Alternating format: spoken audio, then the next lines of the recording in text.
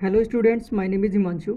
इस वीडियो में आपको बताने वाला हूँ कक्षा 10 चैप्टर 1 वास्तविक संख्याओं के इम्पोर्टेंट क्वेश्चंस। आज मैं जो आपको क्वेश्चन बताने वाला हूँ ये वो क्वेश्चंस है जो आपके पहले एग्जाम्स में आ चुके हैं। ठीक है, तो इस वीडियो में आपको step by step important question बताने वाला हूँ। जैसे मैं पहले आपको प्रश्नावली 1.1 से बताऊँगा कि किस तरह के क्वेश्चन आते हैं और कौन कौन से क्वेश्चन आए हुए हैं। फिर उसके बाद प्रश्नावली 1.2, फिर 1.3 और फिर 1.4। और इनमें से आप देख लेना जो जो क्वेश्चन आपको आते होंगे, ठीक है। और जो क्वेश्चन नहीं आते होंगे वो आप यूट्यूब पे उस क्वेश्चन को सर्च कर लेना और उसका सॉल्यूशन देख लेना कि ये क्वेश्चन किस तरह से हुआ। क्योंकि इस वीडियो में मैंने आपको सिर्फ क्वेश्चन बताए हैं कि कौन कौन से क्वेश्चन इंपॉर्टेंट है और कौन कौन से क्वेश्चन आपके एग्जाम पेपर में पहले आ चुके हैं और आगे भी आ सकते हैं। ठीक है, तो शुरू करते हैं यहाँ प्रश्नावली 1.1 से। तो प्रश्नावली 1.1 में जो शॉर्ट क्वेश्चन आते हैं, ठीक है, जो एक एक नंबर के क्वेश्चन आते हैं वो इस तरह के आते हैं कि यूक्लिड की विभाजन प्रमेयिका क्या होती है। ठीक है, यूक्लिड की विभाजन प्रमेयिका क्या होती है?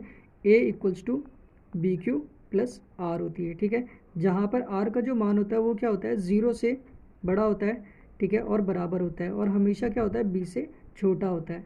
और ये जो दूसरा क्वेश्चन है, यूक्लिड की विभाजन प्रमेयिका का प्रयोग करके 3, 7, 15 का एचसीएफ ज्ञात कीजिए। ये भी एक नंबर में आता है इस तरह का क्वेश्चन। ठीक है, और इन तीनों नंबरों की जगह पर कोई भी नंबर यहाँ पर हो सकता है। ठीक है, और तीसरे नंबर पर है यूक्लिड विभाजन प्रमेयिका का प्रयोग हम क्यों करते हैं? तो यूक्लिड विभाजन प्रमेयिका का प्रयोग हम एचसीएफ ज्ञात करने के लिए करते हैं। और ये लॉन्ग क्वेश्चंस में मैंने लिए हैं, जैसे 2 नंबर के हैं, 4 नंबर के और 6 नंबर के जो क्वेश्चंस आते हैं वो कुछ इस तरह के होते हैं। ठीक है, जैसे आप अपनी बुक में देखना उदाहरण नंबर 1। ठीक है, उदाहरण नंबर 1 में ये 2 नंबर दिए हैं, इनका एचसीएफ हमें यूक्लिड विभाजन एल्गोरिथम का प्रयोग करके ज्ञात करना है। ठीक, इसी तरह से एग्जाम्पल नंबर 3 है, ये भी इंपॉर्टेंट क्वेश्चन है। दर्शाइए कि एक धनात्मक पूर्णांक 4q+1 प्लस या 4q+3 के रूप का होता है। ठीक, इस तरह के जो क्वेश्चन होते हैं रिपीट हो जाते हैं, ये वाले जो क्वेश्चन होते हैं ये आ जाते हैं। जैसे ये यहाँ पर दिया हुआ है, एक दूसरा क्वेश्चन यहाँ पे दिया है, प्रश्नावली 1.1 के क्वेश्चन के अंदर मिलेंगे ये आपको। दर्शाइए कि कोई भी धनात्मक विषम पूर्णांक 6q+1, 6q+3, ठीक है, ये दिया हुआ है, और 6q+5 के रूप का होता है। तो इस तरह का क्वेश्चन आप देख के जाना। ठीक है, और प्रश्नावली 1.1 के क्वेश्चन यहाँ हम देखते हैं, जिसमें पहला क्वेश्चन है ये वाला। ठीक है, पहला ही क्वेश्चन है कि एचसीएफ ज्ञात करने के लिए यूक्लिड विभाजन एल्गोरिथम का प्रयोग करना है। ठीक है, 3 यहाँ क्वेश्चन है, इनमें से ये तीनों के तीनों क्वेश्चन एक एक बार एग्जाम में आ चुके हैं। ठीक है, और दूसरा क्वेश्चन ये मैंने आपको बता ही दिया है, ये और ये सेम क्वेश्चन है, दोनों को एक साथ देख लेना। और एक ये इंपॉर्टेंट क्वेश्चन है जो कि एग्जाम में आया हुआ है, किसी परेड में 616 सदस्यों वाली एक सेना आर्मी की टुकड़ी को 32 सदस्यों वाले एक आर्मी बैंड के पीछे मार्च करना है। उन स्तंभों की अधिकतम संख्या क्या है जिसमें वो मार्च कर सकते हैं? ठीक है, ये हो गया प्रश्नावली 1.1 के जो ज़रूरी क्वेश्चंस होते हैं वो। ठीक है, जो कि आपके एग्जाम में आ सकते हैं। अब देखते हैं प्रश्नावली 1.2। ठीक है, अब देख लेते हैं प्रश्नावली 1.2 से कौन से इंपॉर्टेंट क्वेश्चंस आते हैं। तो जो प्रश्नावली 1.2 है वो अंकगणित के आधारभूत प्रमेय के ऊपर आधारित है, और जो हमारा 1.1 है वो यूक्लिड विभाजन प्रमेय के ऊपर आधारित है। अब इन दोनों में अगर फ़र्क पूछा जाए तो यूक्लिड विभाजन प्रमेय जो होती है वो एचसीएफ ज्ञात करने के लिए प्रयोग की जाती है, और अंकगणित की आधारभूत प्रमेय जो होती है ये एलसीएम ज्ञात करने के लिए प्रयोग की जाती है। ठीक है, तो एक नंबर का क्वेश्चन ये भी बन सकता है कि अंकगणित की आधारभूत प्रमेय किसके लिए प्रयोग की जाती है? ठीक है, तो प्रत्येक भाज्य संख्या को अभाज्य संख्याओं के गुणनफल के रूप में व्यक्त किया जा सकता है अंकगणित की आधारभूत प्रमेय के अंदर। जैसे मैं यहाँ पे आपको एक एग्जांपल देता हूँ। जैसे सपोज मान लो आप किसी भी संख्या को एक भाज्य संख्या, ठीक है, भाज्य संख्या कौन सी होती है? जो किसी भी नंबर से भाग देने पर कट जाती हैं। जैसे 25 है, ये भाज्य संख्या क्यों? क्योंकि ये 5 से अगर हम इसे काटेंगे तो ये कट जाएगा, तो क्या होगा? 5 पंजे 25 और 5 एकम 5।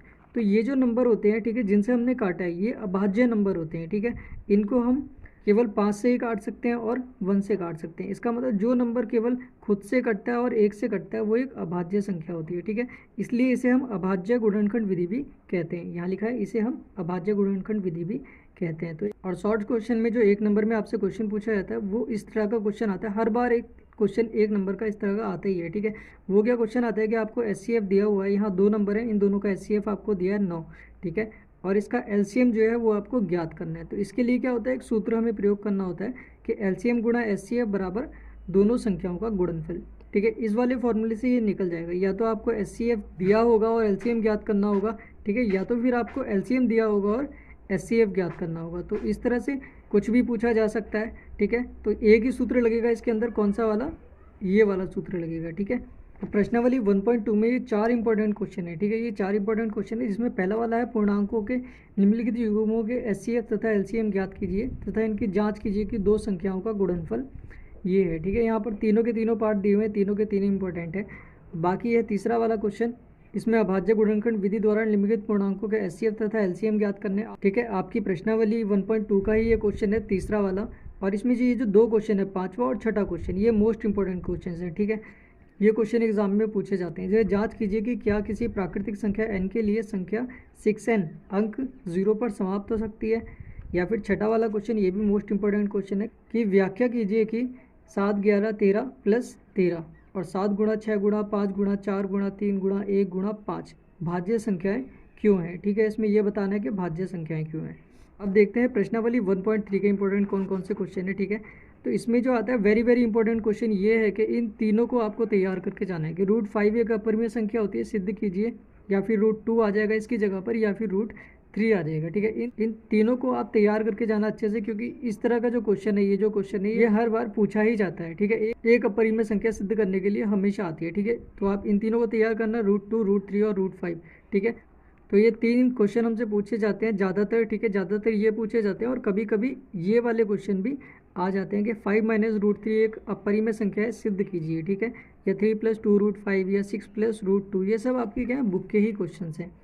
तो इनके चांसेस ज़्यादा होते हैं कि ये आपके एग्जाम में आ सकते हैं। बाकी ये तीन तो आप तैयार कर ही लेना, क्योंकि ये मोस्ट इंपॉर्टेंट होते हैं जो हर बार पूछे जाते हैं कि √5 √2 या √3 इनमें से कोई भी एक आ जाएगा। और सबका तरीका सेम ही है। ठीक है, एक ही तरीके से ये तीनों के तीनों सॉल्व हो जाएंगे। अगर आप दो भी कर लेंगे तो तीसरा वाला आपको आ जाएगा। इन तीनों की आप प्रैक्टिस कर लेंगे तो ये क्वेश्चन हर बार आता ही है। तो प्रश्नावली 1.4 में केवल दो ही क्वेश्चन इंपॉर्टेंट है। ठीक है, पहला वाला और एक तीसरा वाला क्वेश्चन इंपॉर्टेंट है।